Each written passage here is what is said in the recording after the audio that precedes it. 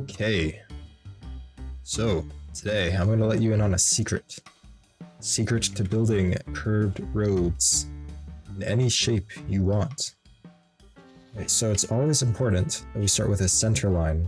So what I usually do is I grab some red wool, because red stands out most to the eyes, so you can kind of make sure your curve looks right. And so you're starting from a straight position like this, right? You want it to curve, let's just say, into this angle over here. Depends on how big our curve we want it to be. I'm going to start with a really tight one. So this is our normal straight, right? This can go as long as we want, because this is the top of the circle. The top of the circle is usually one of the longest parts. Let's start with adding a 5 long, because we want to curve kind of quickly. See if we can just follow this path. Kind of want it to go like that. We'll start with 5, and then pens. Probably gonna do 4,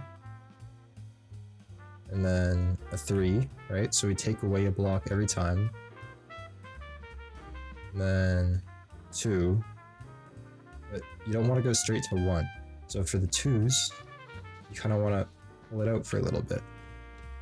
You want to have like 3 2s for a shorter curve, maybe up to 7 on a bigger one, and sometimes up to like 14 or 20 on a really big curve. So here we're gonna do 3, do 1, right? Because that's the next block. But switching a 1 on a big curve like this is kind of rough, right? You're going from that angle to there. So how can we fix that? Well, do a 2 1 2. So you got a more kind of gradual transition. And then for the diagonal, think of this like a hexagon. So here we got 4, but the top of the circle would probably have like 7. So if we were to do the math, that would roughly equate to 5 and then 6. As you do have to account that the length of the block this way, horizontally, is shorter than the length diagonally. So you have to make up for that. It's about 1.4, so it actually only be about 5. So this is about 1.4, that's 1 meters. And then what you do is you just repeat this. And now you can end it off because you have the right angle you want. So now we've got this nice little circle. Obviously a road isn't just a center line. You're gonna make this two-way traffic, and you can add as many lanes as you want. So we're gonna grab a different color of wool. It's gonna be orange. So what I usually do is I leave a 5 block gap, because all the cities I build are around 1.5 times bigger than real cities. Alright, now, this is the very important step to make sure your roads, your inside and outside curves are properly proportioned. So the method that we started using a while ago is I would use this offset of 2. So see how this line goes up 2 more than this does. And then I'd go down 1, continue the curve all the way up until here. So we can see that I stopped and I got to right before the 1. And that's because if I were to keep doing that, the road would get thinner here than over here. So we got to keep it all properly proportioned. So when you get to your first 1 block or straight diagonal like this, you can grab a different color of wool for your first time. And it's going to look something like this. You can have 1, 1, 2, 1, and then that'll know where you should put your next diagonal or single block. And then you can continue. Just however, the inside curve will have 1 less block than the outside when you reach the middle. See? Because this is the center, and then basically just mirror this on the other side. So there we go. That is our inside curve. Now for the outside.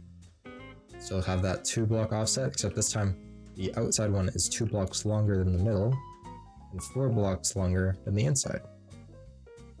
5, 4, 3, 2, 2, 1. Nope. 2, 1.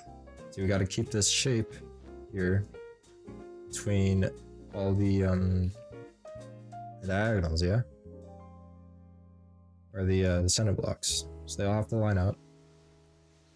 It looks a lot cleaner. And now, instead of 5, we add 6 on this diagonal. And then just mirror that again. So here we go. Here is our road. So I know this doesn't look the best because I just made that curve out of thin air. You can obviously polish it up, especially using like H-Sil. So you just use the H-Sil for the center curve. So that's what I'll do next.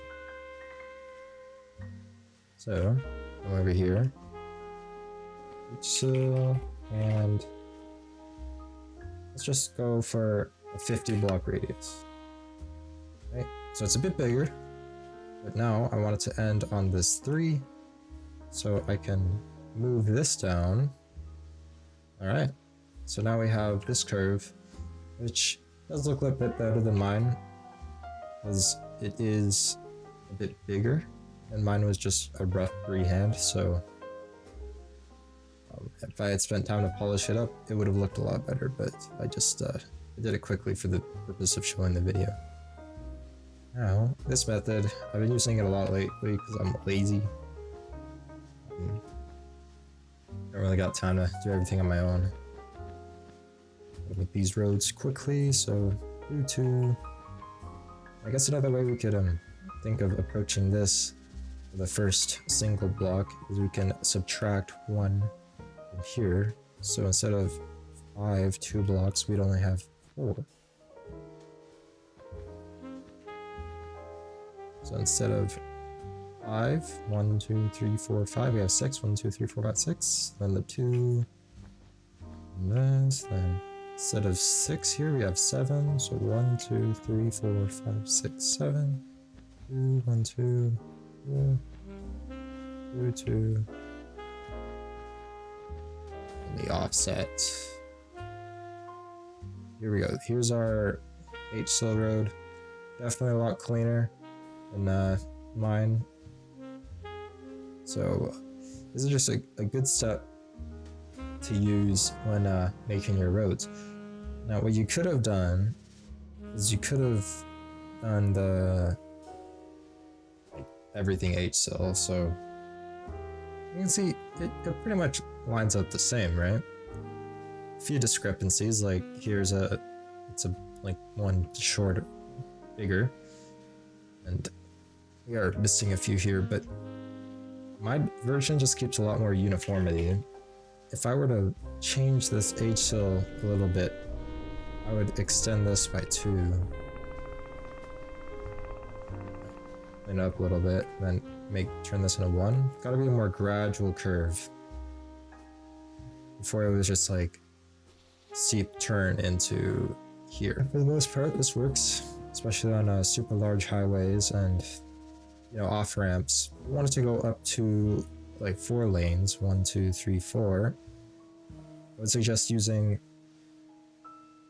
a way bigger curve, and if you were doing it by freehand, you got to make this centered diagonal a lot longer, because you are subtracting one of these every time you add a lane, and if it gets too like unproportional, like this is what you're going to deal with, and that's not something I'd like to look at. Same with the 2s. Make sure you have a lot of space for your 2s, but at that point the bigger curve is kind of just necessary, because if you keep adding more lanes out and out, the more hexagonal the shape becomes. So you gotta think about that. Make sure everything's still like round. But for now, this is just the basics of road building. And if you wanted to like design this real quick, we can. There we go. I got a very basic road. Nothing fancy going on, but fill it in. like such. This is just how you do freehand ones, right? You can end it off at any angle you want. So if you wanted to change the angle to a 3, which is really simple, like, it's really simple to change your angle from a 4 to a 3. So you go 4, 3, 4, 4, 3, 4, 3, 3, 3, 4. Pretty much just like that. Easy. Just think about it like you're mixing different colors together. So you get the 4 and then the 3's in the middle of a few 4's. You go 3 and then 1 4 and 3 3 3 3 onward. And it doesn't look that bad. So that does it. Thanks for watching, and let me know what you want to see next.